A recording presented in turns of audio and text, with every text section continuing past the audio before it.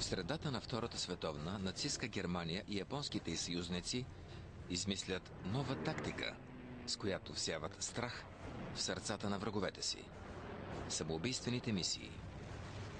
При първата си поява пилотите камикадзе стряскат сериозно американците. Но Япония е страната, която превръща тази фанатична идея в крайност. С самолети-убийци, суперторпеда и снаряди, задвижвани от ракети. Всичките управлявани от живи пилоти. За някои от младите пилоти този път е еднопосочен. Япония строи строго секретни съоръжения Това е невероятно. и ужасяващи оръжия, които изискват някой да се жертва. Това е невероятната история на камикадзетата.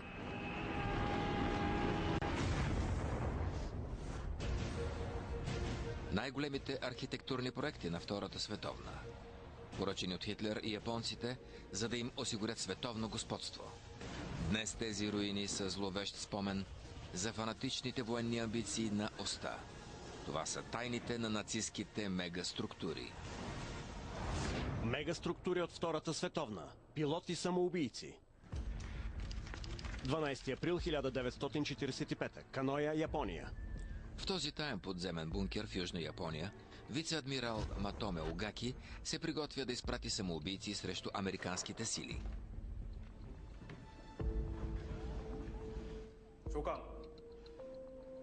Съберете пилотите и екипажите от специалната нападателна част. Огаки планира да спре нахлуването в Япония, като изпрати най-големия брой самоубийци в историята. Днешната мисия няма да е лесна. Но смелите и решителни действия ще разпръснат злите дяволи. Вие ще успеете! Той има ново оръжие, задвижван от ракета самоубийствен снаряд.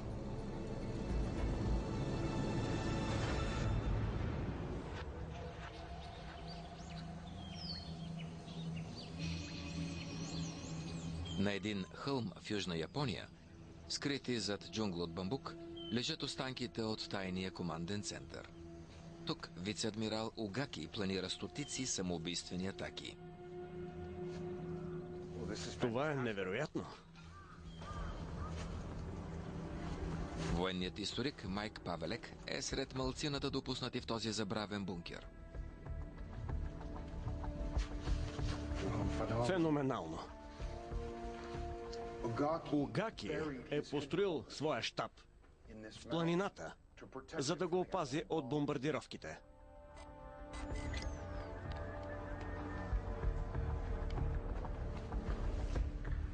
Вижте колко са дебели стените. Около метър тук горе, а надолу изтъняват до около 40 сантиметра. Така цялата структура е много солидна и сигурна. Това не е само един бункер, а цяла мрежа от стотици метри от подсилени с бетон пещери. Тук са били адмиралът и неговия персонал. Имало е карти, телефон, радиостанция. Всичко това се е намирало в този подземен щаб. От тук са управлявали самоубийствените операции срещу американския флот.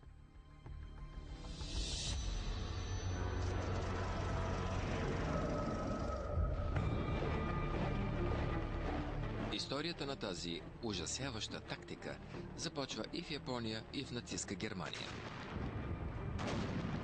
В Европа ходът на войната се обръща сериозно срещу Хитлер и нацистите планират самоубийствени отряди, в които да служат фанатици, покорни на фюрера и на Фатерланд.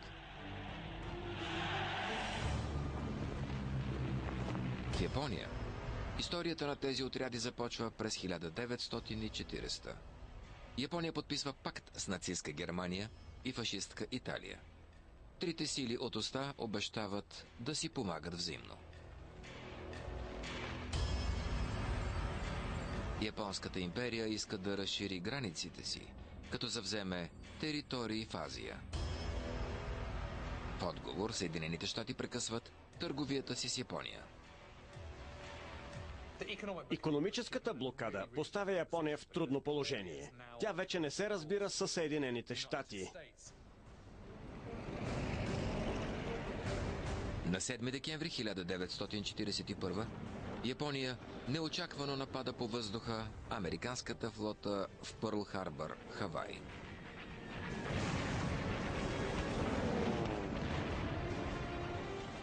Тази атака е огромен успех и поврежда сериозно флота в Тихия океан. Американците са хванати напълно неподготвени. Япония и нацистките й съюзници вече са във война с Съединените щати. Но в следващите години войната се обръща срещу силите от Оста. 6 юни 1944 е денят Д. Съюзниците нападат Франция, за да освободят Европа от нацистите. А в Тихия океан огромен американски флот се движи на запад. Мисията му е да смаже Японската империя. На 19 юни 1944 японците и американците се сблъскват до Марианските острови. Япония се изправя срещу цялата мощ на флота на САЩ и претърпява съкрушително поражение. Тази битка е известна като стрелбата по Пуйки. Там въздушните сили от флота на щатите печелят категорична победа срещу тези от флота на Япония. Потопени са 3 японски самолетоносача. Унищожени са 600 самолета.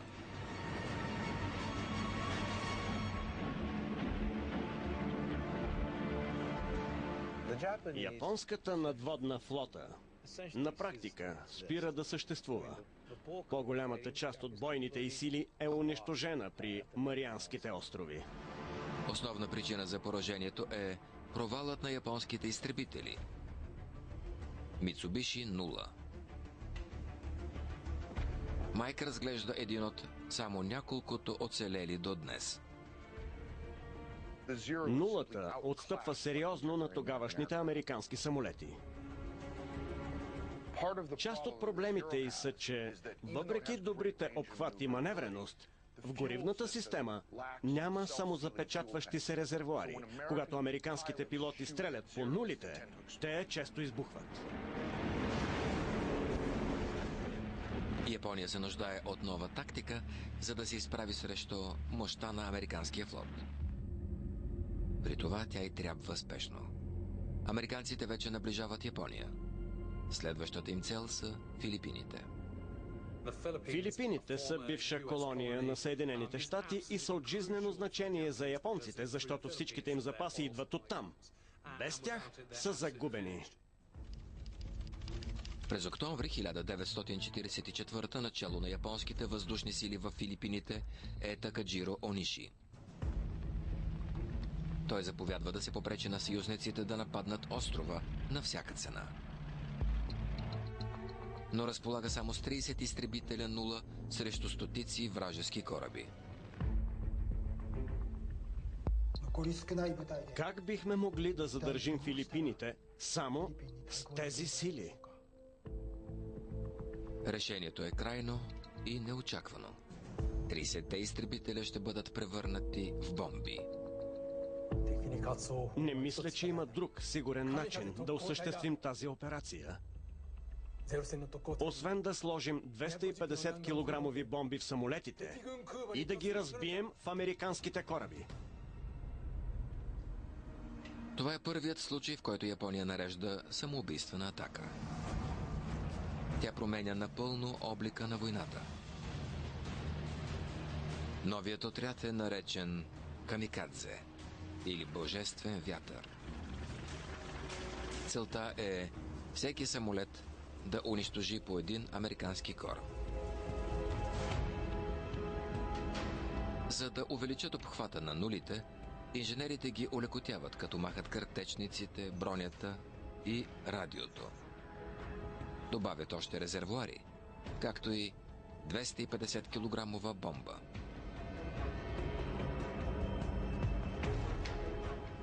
Превръщат ги в летящи ракети, които да хвърлят срещу флота на щатите. Сега Ониши се нуждае единствено от пилоти.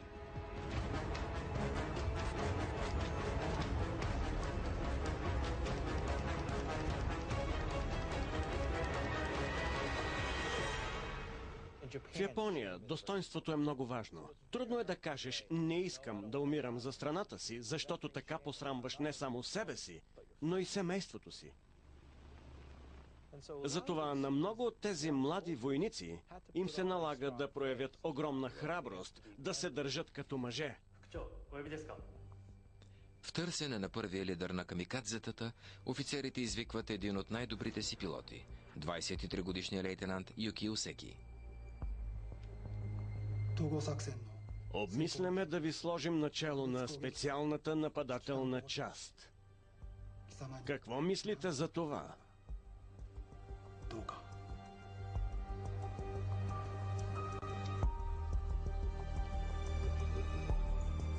На всяка цена трябва да го направите. Благодаря ви. Всеки споделя с един журналист, че според него тази тактика ще пропилее уменията му. Но все пак се подготвя за сигурна смърт. Пише прощално писмо до съпругата си. Моя скъпа Марико, много съжалявам, че трябва да загина без да съм сторил нищо за теб. Докато се подготвям, си припомням безбройните мигове, които сме преживели.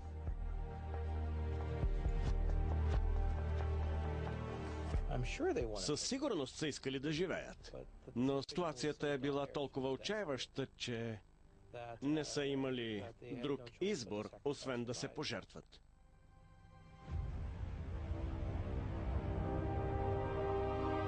На следващия ден новите камикадзета са готови за първата си атака.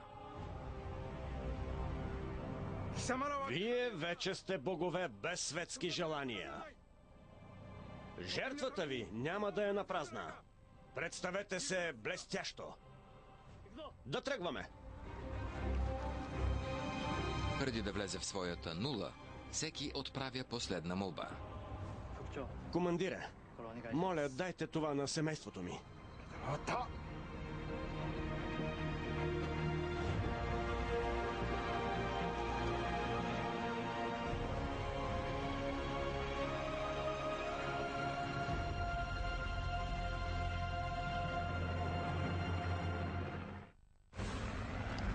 ...25 октомври 1944. Във водите около Филипините японския флот води епична битка с съюзниците.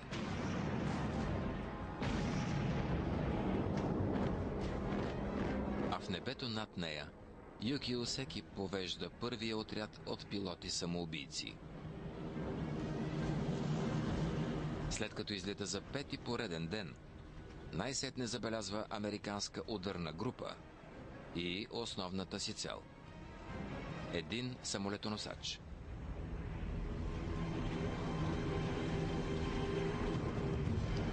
В 10:45 сутринта.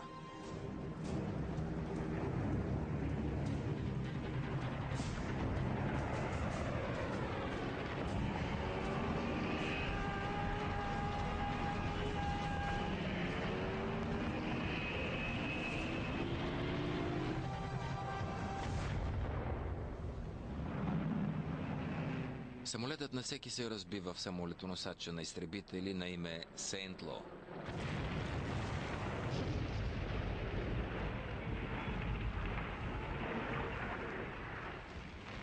Корабът потъва с 899 моряци на борда. Тази атака е огромен успех, защото успяват да потопят един самолетоносач, най-важното оръжие, в което се целят. Повреждат зле и още 3, и то само с цената на 5 самолета. Това е много добро съотношение на загубите за Япония. Изглежда, че това ще се окаже тактика, която може да им свърши много добра работа. Окуражен от този успех, командирът на частта Ониши разширява сериозно мащаба на самоубийствената си тактика. От Япония пристигат нови самолети и пилоти. Ониши изпраща вълна след вълна от камикадзета да защитават Филипините. Във водите край Филипините 121 пилоти самоубийци удрят набелязаните кораби. Потопяват 16 американски кораба. Японците от години не са постигали такъв успех с въздушните си сили. Силата на самоубийците не е само в потопяването на кораби. И психологическият ефект е важен. Изведнъж се озоваваш срещу враг, за когото явно няма никакви граници. А това е ужасяваща мисъл.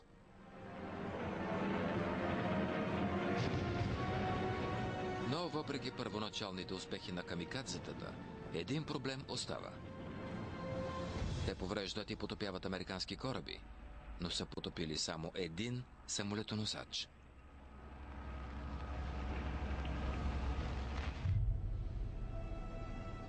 Най-големият проблем е, че Мицубиши Нула, превърнато в оръжие за камикадзета, не е достатъчно голяма бомба.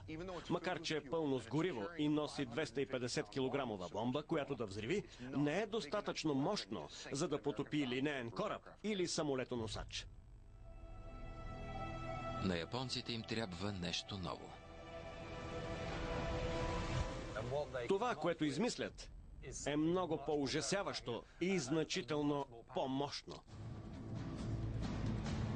Япония разработва тайно оръжие. Снаряд, задвижван от ракета, проектиран с една цел – за самоубийствени мисии. Кръщават го Ока или черешов цвят. За разлика от нулата, Ока е преди всичко бомба. Ока е малка пилотирана ракета с огромна бомба отпред. Налага се да я пускат от по-голям самолет. След като е пуснат, се плъзва към американската флота, управлявана от пилота самоубиец в нея.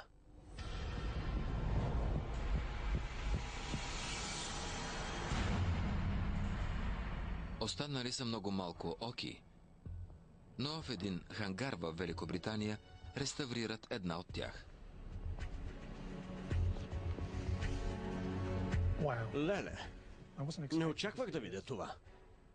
Никой не е виждал такова нещо от 75 години. За експерта по авиационни технологии Джо Пикарела, това е рядък шанс да види как са сглобявали оригиналните Оки. Единствената цел на Ока е била да отнесе бойната глава до целта. Цялата предна част, това са около метър и половина-два, представлява главата. Това са 1200 кг експлозиви в тротилов еквивалент.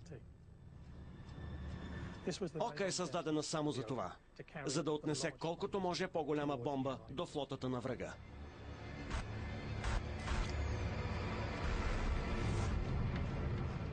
Бойната глава представлява 60% от масата на Ока и запълва целия носов конус.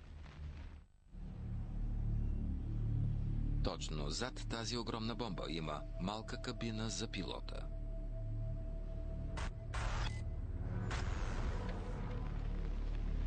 Инструментите в нея са сведени до абсолютен минимум. Само висотомер, индикатор за въздушната скорост и компас.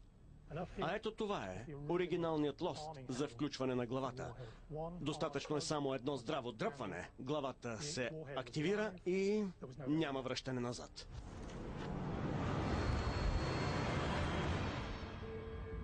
В кабината има и нещо, което липсва във всички други самолети. Тези две щипки държали самурайския меч на пилота. Пилотът поглеждал нагоре и човек от наземния персонал му давал последната вещ на този свят – неговия меч.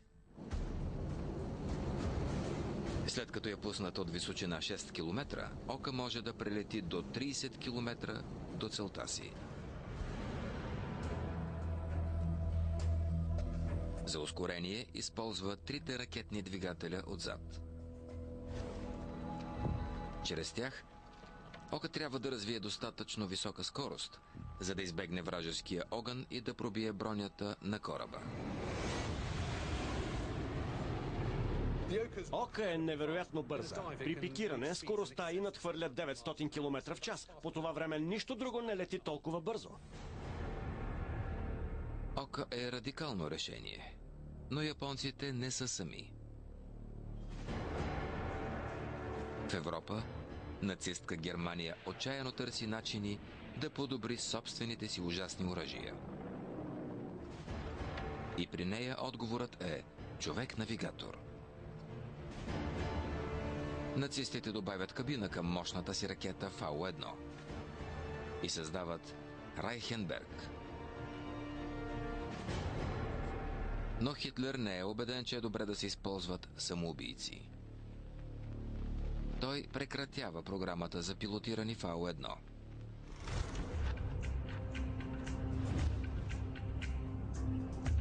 В Япония разработката на бомбата Ока се извършва в строго секретна научна база в пристанищния град Йокосука на юг от Токио. Но тук инженерите се сблъскват с голям проблем. През есента на 1944 американците започват да бомбардират индустриалните центрове на Япония. Японците трябва да преместят производството на новото си оръжие на по-сигурно място.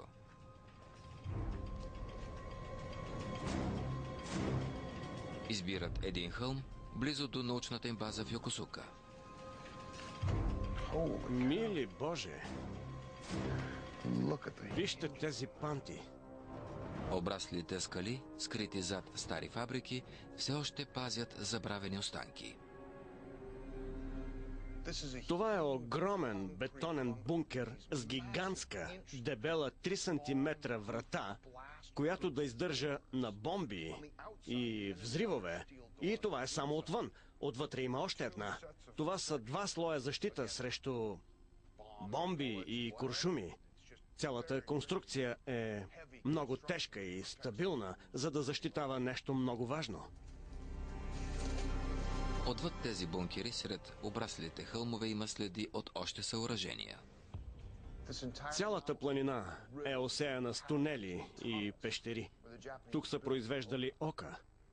70 години по-късно още личат следи от ръчните инструменти, които са използвали, за да издълбаят скалите и да направят тази пещера. За да може програмата да остане тайна и да я опазят от американските бомби, местят цялото производство от онези сгради от другата страна на улицата в пещери, като тази тук. Тук не само строят машините, но и складират вече готовите бройки.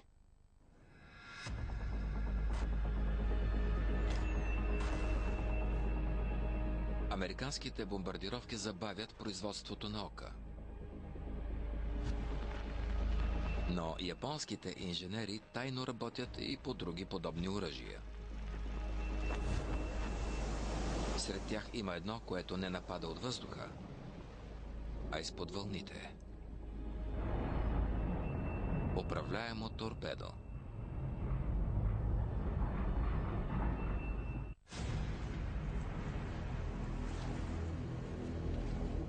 Японският имперски флот приготвя своето торпедо камикадзе в Отошима, свръхсекретна база на флота, скрита на малък остров, близо до южния бряг.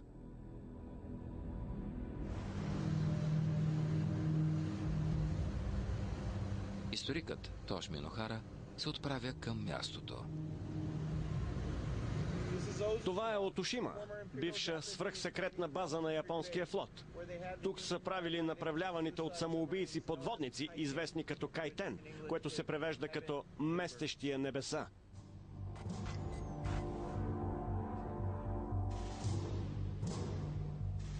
Тош е дошъл да разгледа останките на базата. Това копие на Кайте напомня за това, което японците са правили тук през 1944.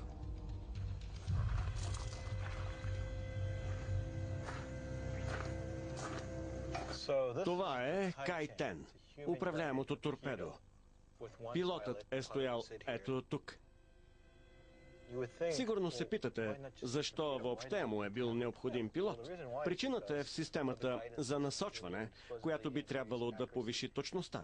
Човекът, седнал тук, го е контролирал до последната минута.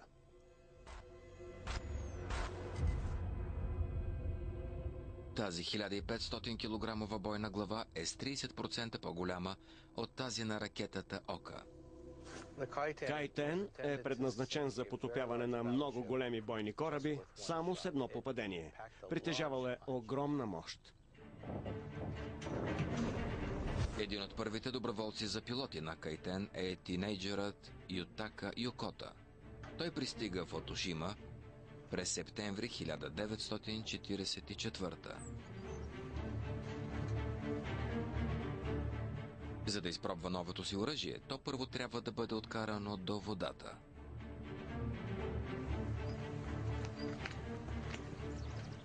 Това е пътят, по който пренасяли кайтените, които правили в базата ето там. Прекарвали ги по релси през този тунел, който е издълбан в планината.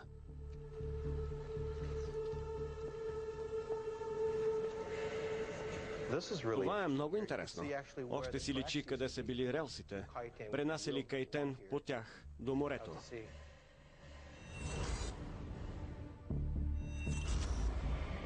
Това е и пътят, по който минавали пилотите за тренировките и дори за истинските мисии. За мнозина той се оказвал еднопосочен.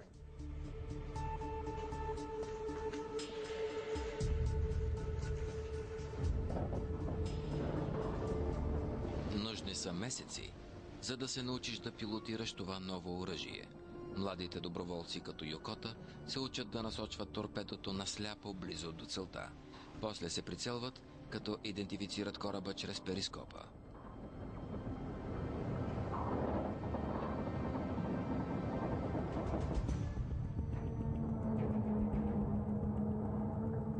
Няма ли са друга технология за насочване, освен уменията на пилота? А той нямало как да вижда. Имал само компас и хронометър.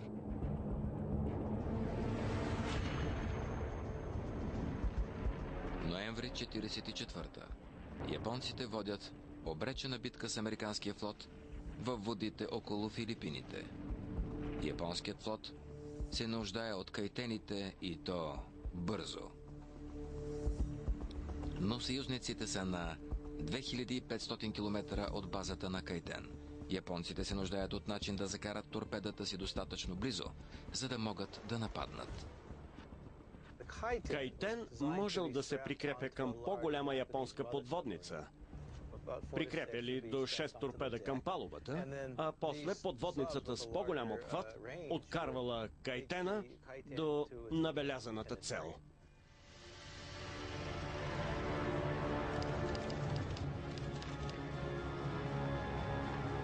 Първият Кай-10 напуска базата Отошима за своята мисия.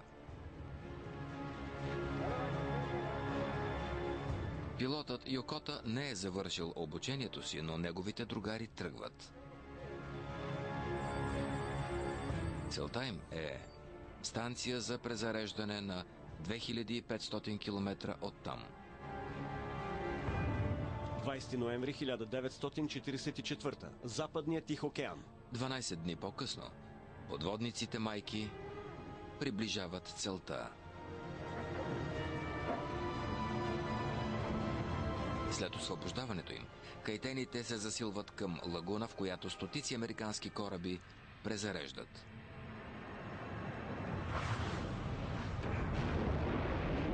Един кайтен се врязва в корпуса на танкера за гориво на име Мисисинюа. Това са истински кадри от атаката.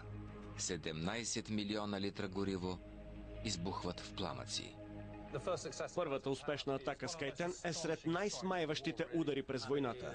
Това е голяма победа за японците, защото Кай-10 успява да потопи кораб. Заради размерите на експлозията, японците решават, че са потопили 5 американски кораба. Окуражени от успеха си, те разширяват програмата Кай-10.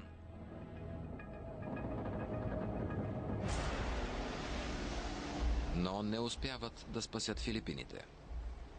През декември 1944 съюзниците започват да освобождават островите. Следващата крачка е огромната им флота да се придвижи на север, към остров Окинава. Приближават все повече към Япония. Но в същото време навлизат и в обхвата на всички оръжия камикадзе на японците. И на един човек, решил да сее терор с всички средства. Март 1945. Въздушна база Каноя, Япония. В Япония бойните части от самоубийци имат нов командир. Това е ветеранът от флота, вице-адмирал Матоми Огаки. Той се е бил с флота на съюзниците при Филипините и знае колко е мощен той.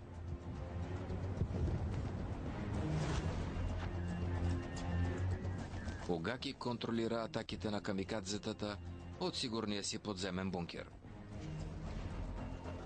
Сър, в лагуната са забелязани да влизат 5 самолетоносача и 7 придружаващи кораба. Съберете пилотите и екипажите на специалната нападателна част. Ще атакуват още утре.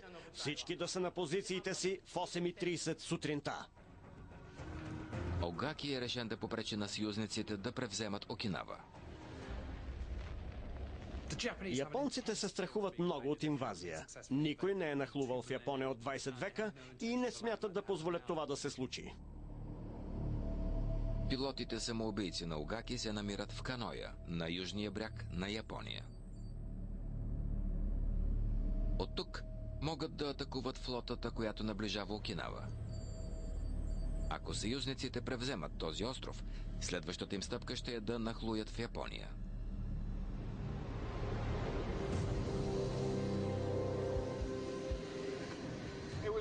Това е същото летище, от което адмирал Матоми Огаки изпраща своите пилоти срещу американската флота. Майк Павелек е получил специален достъп до летището от флотата на Япония. Това е най-южното летище в цяла Япония. Американците са само на 800 км при Окинава, но японците вече започват да се чувстват притиснати. Планът на Огаки да опази Япония от инвазия включва вълни от камикадзета.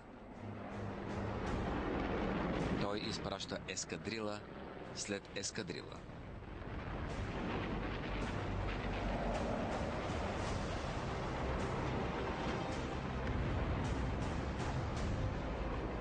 При битката за Окинава са използвани повече камикадзета, отколкото във всяка друга. А Огаки държи и кос в ръкава си.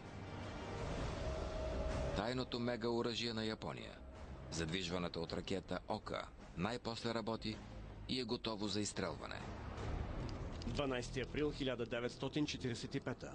Сабуро Дой е един от пилотите самоубийци, известни като боговете на грамотевиците. Той получава последното си питие – церемониална чаша оризово вино. Днешната мисия няма да е никак лесна, но смелите и решителни действия ще разпръснат злите дяволи. Вие ще успеете!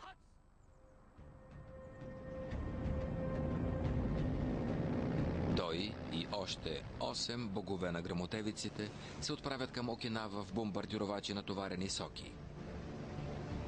На около 110 км на северозапад от острова, екипажът на Дой забелязва първия кораб от американската флота. Разрушителя на име Манард Ел Ейбали. 14 часа и 45 минути. Дой се готви за изстрелване.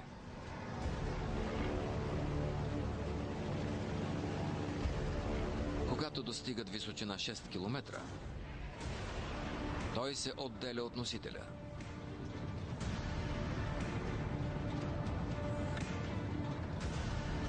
Запалва двигателите. Достига близо 900 км в час и се насочва към американския разрушител.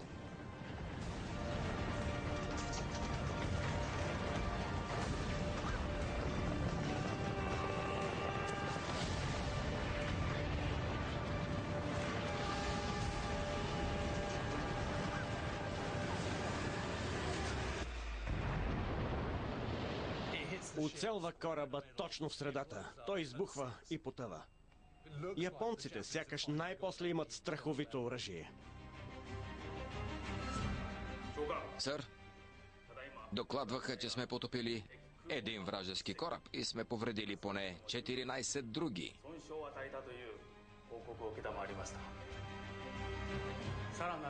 Пригответе ескадрилите за още атаки.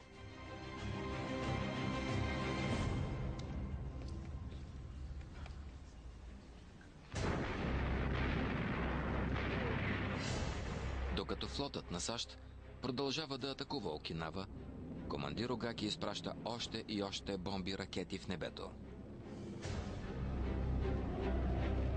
Подобна отчаяна тактика бива използвана и в нацистска Германия. През април 1945-та съюзниците вече наближават Берлин. Преди Хитлер е бил против самоубийствените мисии, но Луфтвафе е под напрежение. Изпраща ескадрили на самоубийствени мисии.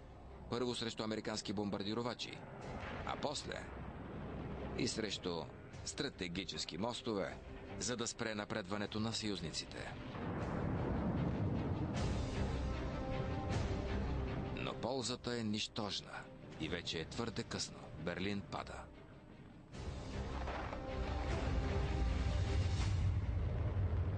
Но в Япония пилотите самоубийци продължават да нанасят щети на флотата в Окинава.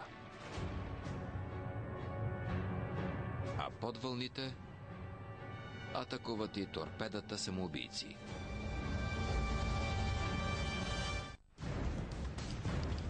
Май 1945. Във водите край Окинава една японска подводница наближава американската флота. Пилотът на Кайтен, Йокота, се готви да изстреля своето торпедо. Докладва офицер Йокота. Кайтен 3 е готов. След 8 месеца тренировки, Йокота няма търпение да даде своята дан за защитата на родината. Повтарям, докладва офицер Йокота. Кайтен 3 е готов. Но има проблем. Теч върху кабелите прекъсва връзката на Йокота. И не могат да го спуснат. Освободете ме! Сам ще намеря врага. Йокота не получава шанс да жертва живота си за своята страна.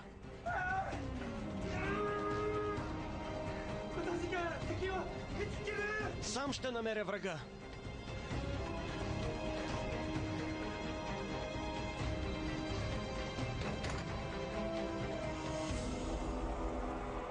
До тогава японците са пожертвали над 5000 пилоти самоубийци. Но дори това не спира напредването на съюзниците. Май 1945-та. Нацистка Германия най-после се предава. Към флотата в Тихия океан се присъединяват още кораби. И на 22 юни американците превземат Окинава. Съюзниците вече са готови да нахлуят в Япония. След падането на Окинава, Япония превключва на режим оцеляване. Човек би си помислил, че падането на Окинава ще е краят и че японците ще са останали без сили, но не е така. Те са решени да продължат да се борят и да хвърлят всичко, което имат, в последната отчаяна отбрана на Япония. В крайбрежните бази като Отошима, японският флот готви нов начин да използва своите торпеда. Кайтените вече се изстрелват направо от базите. Изтеглят ги на по-дълбоко и там ги оставят сами да търсят и да взривяват кораби. Японците решават да изстрелват и своите снаряди камикадзе Ока направо от скрити позиции по брега.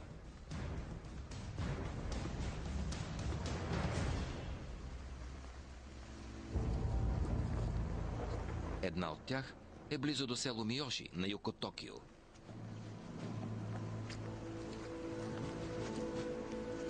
Тази бетонна площадка е долният слой от наземна система за изстрелване на ока. По нея имало стоманени релси, върху които стояла количка за придвижване на ока. Количката имала двигатели, които да я засилят по релсите. Така ока набирала достатъчно скорост, за да я изстрелят от края към целта й. Площадката гледа към морето, откъдето очаквали да дойде американската инвазия. Август 45-та. Над 600 снаряда ока са в готовност. Над 5000 самолета са предвидени за самоубийствени атаки. Готови са повече от 100 кайтена. Подготвя се най-мащабната самоубийствена атака в историята на света.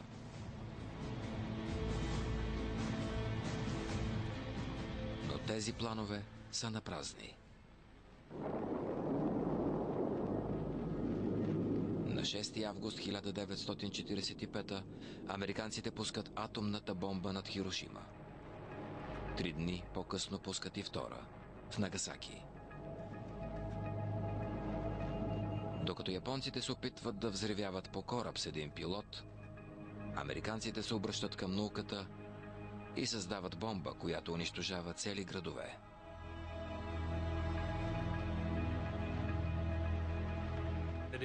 Невероятните опустошения, които тези бомби причиняват, най-после убеждават японската империя да се откаже с голямо закъснение и да се предаде. Войната свършва. В крайна сметка, тактиката с използване на пилоти-самоубийци се оказва пълен провал. Само вижте цифрите. Потопяват 51 кораба, от които само един самолетоносач. 51 кораба с толкова усилия, с цената на живота на толкова хора. Това е ужасен провал по всички стандарти. Тактиката с самоубийци в крайна сметка се проваля, защото американците постоянно докарват нови хора и материали в безпрецедентни мащаби. В това време всички ресурси на японците свършват едновременно. Храна, гориво, мъже, самолети, машини, петрол, всичко. Американците не им оставят никакъв шанс в Тихия океан.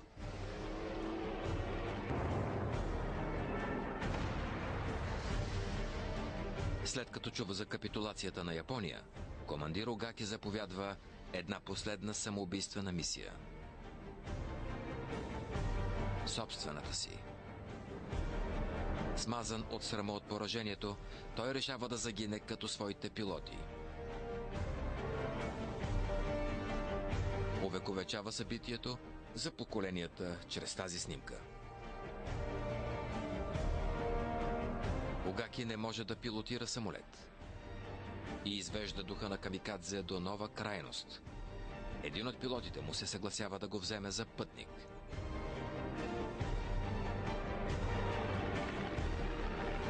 Но самолетът е пресрещнат и свален от американски изтребители.